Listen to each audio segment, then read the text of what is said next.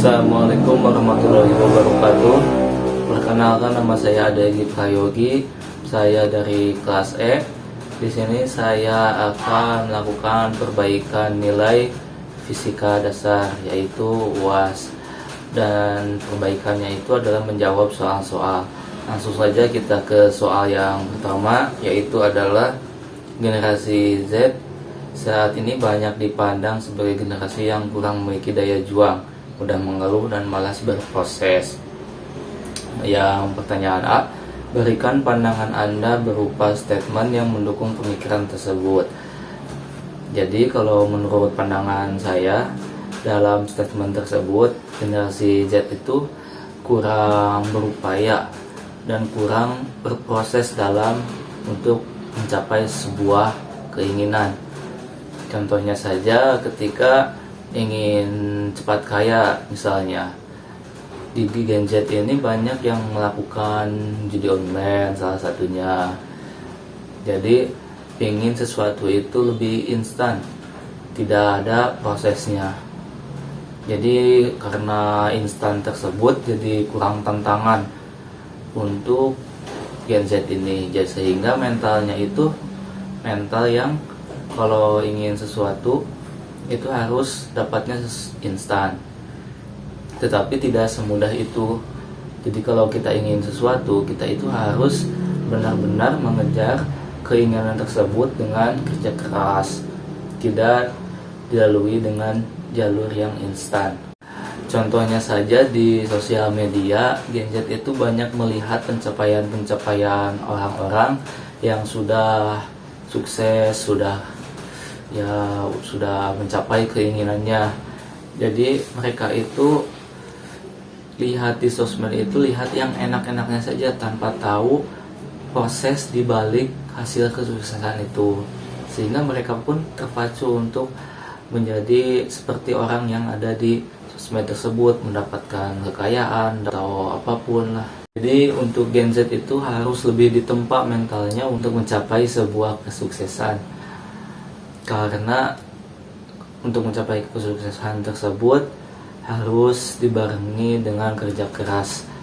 Seperti pepatah yang mengatakan hasil tidak akan mengkhianati proses. Yang pertanyaan B, itu berikan pandangan Anda berupa statement yang kontra terhadap pemikiran tersebut. Yang kontra dari statement tersebut yaitu ya tidak juga lah, karena ada Gen Z yang benar-benar dalam mencapai keinginan itu atau ingin mencapai sebuah kesuksesan itu benar-benar melakukan prosesnya, tidak dilalui secara instan. Contohnya sekarang itu di sosial media banyak Gen Z yang tidak malu untuk berjualan, jadi lebih memanfaatkan sosial media untuk berjualan, dan itu juga merupakan sebuah proses yang tidak instan, jadi harus melalui beberapa tahap. Dan Gen Z juga punya kelebihan tersendiri, yaitu jadi lebih melek dalam teknologi dan lebih mudah untuk memanfaatkan teknologi tersebut untuk mengejar impiannya ataupun kesuksesannya. Jadi bisa dilihat secara internasional, tidak mencakup di suatu daerah saja. Lanjut ke pertanyaan yang kedua, yaitu adalah berikan penjelasan mengenai manfaat berkuliah selain bisa memiliki ijazah dan berpeluang mendapatkan pekerjaan nantinya. Jadi selain berkuliah mendapatkan sebuah ijazah, juga di dalam perkuliahan kita bisa mendapatkan banyak ilmu yang bermanfaat, dan juga ilmu tersebut juga bisa dibagikan ke orang lain sehingga tidak mentok di kita saja. Dan juga di perkuliahan itu kita bisa bersosial dengan banyak orang sehingga menambah relasi untuk di pekerjaan nantinya.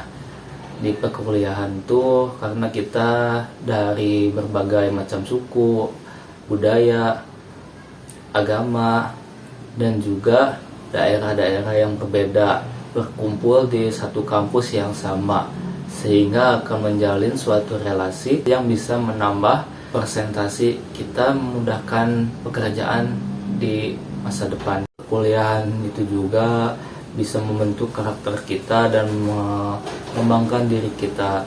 Karena di perkuliahan juga selain belajar, kita dituntut untuk bisa menyelesaikan suatu tugas dengan deadline yang terbatas, sehingga karakter disiplin dalam diri kita dalam mengerjakan tugas tersebut dapat terbangun. Dan itu juga dalam perkuliahan kita bisa mempunyai critical thinking, yaitu mempunyai kemampuan untuk berpikir kritis dalam memecahkan suatu masalah. Karena di dalam perkuliahan itu tentu pasti ada sebuah masalah dan kita dituntut untuk berpikir kritis untuk memecahkan masalah tersebut.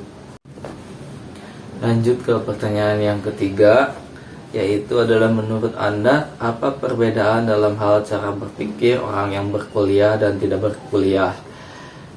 Tentu saja ada perbedaan dari cara berpikir orang yang berkuliah dan tidak berkuliah. Contohnya saja, orang yang berkuliah itu berpikirnya lebih kritis, lebih inovatif, dan lebih kreatif. Karena dalam perkuliahan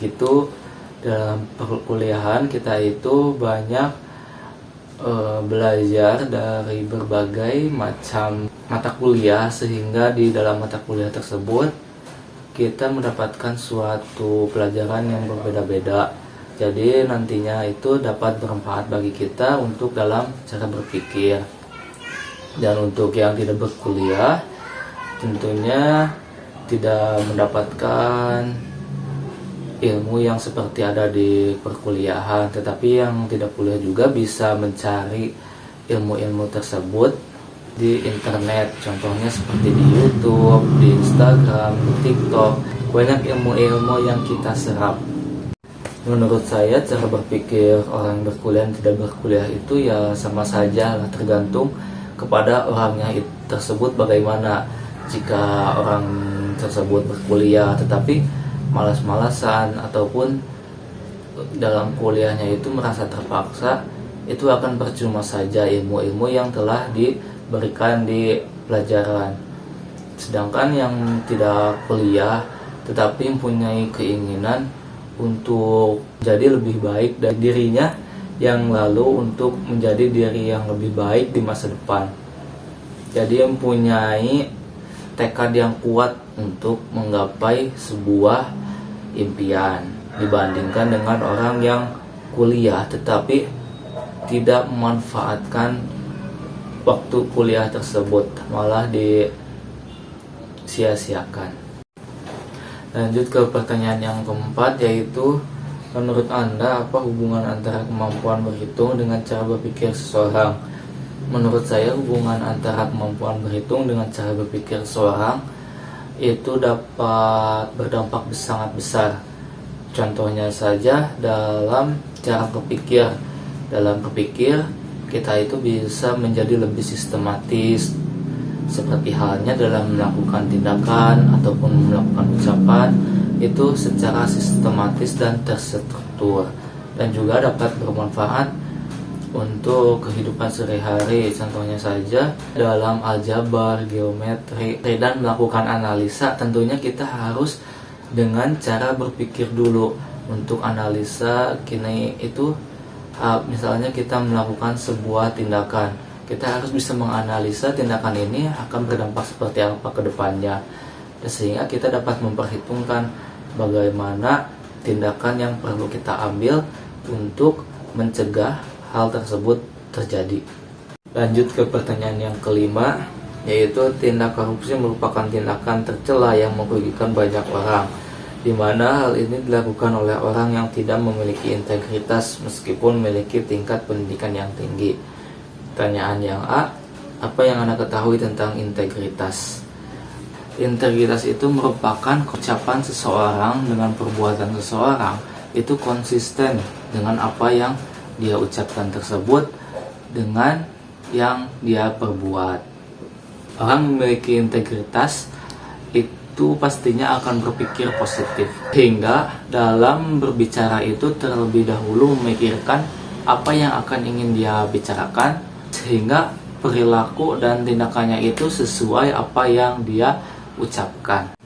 Untuk pertanyaan yang B, itu berikan contoh sikap mahasiswa yang tidak berintegritas.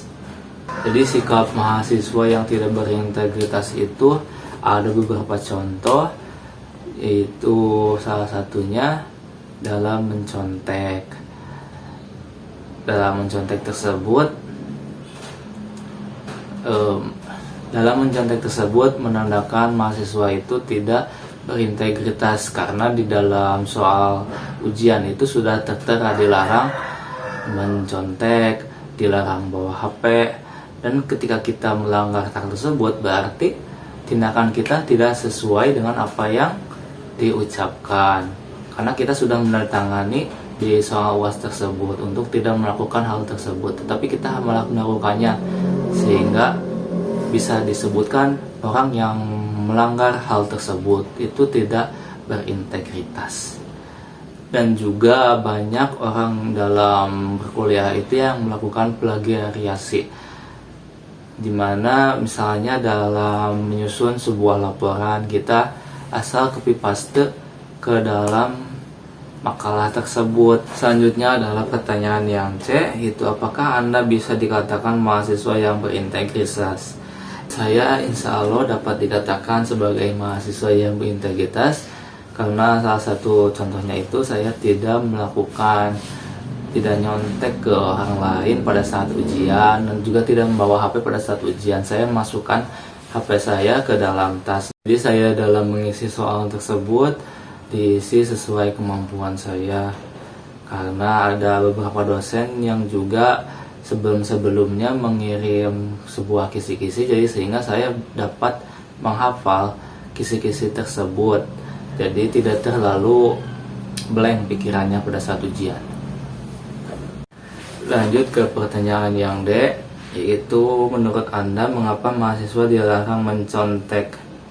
Apa dampak ke depan bila mayoritas mahasiswa terbiasa dengan budaya mencontek? Karena dengan terbiasa mencontek, kita itu jadi mempunyai sifat kurang percaya diri akan kemampuan diri kita, karena bisa saja orang yang kita contek itu jawabannya salah, tetapi apa yang kita jawab sebelumnya itu benar, sehingga kita menjawab sebuah pertanyaan, kita menghapus jawaban kita dan menggantinya dengan jawaban orang lain, yang tentu saja jawaban orang lain itu bisa salah ataupun tidak benar. Jadi hal tersebut menurunkan tingkat kepercayaan diri sebagai mahasiswa, dan dalam mencontek itu mahasiswa jadi lebih mengandalkan orang lain dan tidak belajar sebelumnya. Jadi karena kebiasaan mencontek, mereka lebih mengandalkan orang lain dalam ujian. Lanjut ke pertanyaan yang E, yaitu menurut Anda apa yang menyebabkan orang berpendidikan tinggi masih melakukan hal yang tercela? Karena hal yang baik itu datangnya dari hati kita sendiri, tidak dari pendidikan. Kalau misalkan pendidikannya tinggi tapi hati kita tidak baik, hal tersebut akan menjadi salah satu penyalahgunaan pendidikan tinggi. Misalnya orang yang memiliki pendidikan yang tinggi itu karena tidak dibarengi dengan hati yang baik.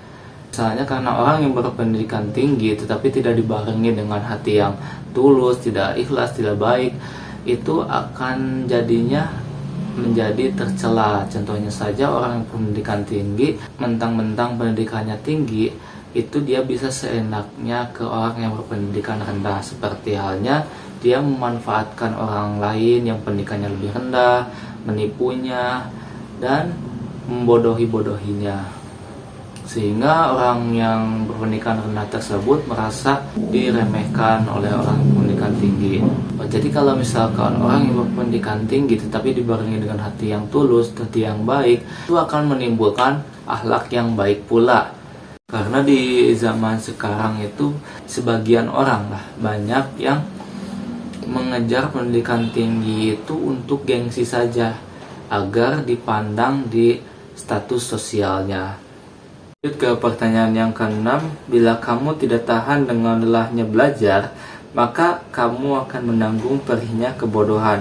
Imam Syafi'i. Apa yang bisa Anda tangkap dari pernyataan tersebut? Yang saya tangkap dari pernyataan tersebut adalah kita harus terus berjuang dalam belajar, karena dalam kehidupan ini memang tempat lelah bukan untuk tempat istirahat, sehingga kita harus berjuang dalam lelahnya belajar. Dan jika kita ikhlas dalam menjalaninya, insya Allah hal tersebut dapat menjadi pahala bagi kita. Dan jangan sampai kita hidup tanpa arah. Untuk itu kita harus terus belajar meskipun lelah. Kita harus terus belajar dan ikhlas menjalaninya demi masa depan yang lebih baik dan yang lebih jelas. Karena seperti pepatah tadi, hasil itu tidak akan mengkhianati proses. Ya, sekian, terima kasih. Wassalamualaikum warahmatullahi wabarakatuh.